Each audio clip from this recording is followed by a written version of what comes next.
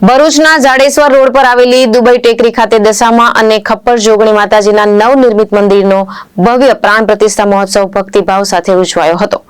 મા charitable trust દ્વારા આયોજિત મહોત્સવમાં મોટી સંખ્યામાં ભક્તોએ હાજરી આપી માતાજીના દર્શનનો લાભ લીધો હતો। ભરૂચના દુબઈ ટેકરી વિસ્તારમાં દશામા અને ખપ્પર જોગણી માતાજીના નવનિર્મિત મંદિરના પ્રાણ પ્રતિષ્ઠા મહોત્સવ નિમિત્તે વિવિધ ધાર્મિક કાર્યક્રમોનું આયોજન કરવામાં આવ્યું હતું। સવારે શાસ્ત્રોક્ત વિધિ વિધાન સાથે કાર્યક્રમનો પ્રારંભ થયો હતો। ત્યારબાદ ભવ્ય શોભાયાત્રા કાઢવામાં આવી હતી, જેમાં મોટી સંખ્યામાં માઈ ભક્તો જોડાયા હતા।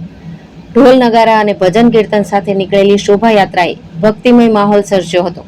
ત્યારબાદ વૈદિક મંત્રોચ્ચાર વચ્ચે મૂર્તિઓની પ્રાણ પ્રતિષ્ઠા કરવામાં આવી અને શ્રીફળ હવન સાથે યજ્ઞની પૂર્ણાહુતિ કરવામાં આવી હતી।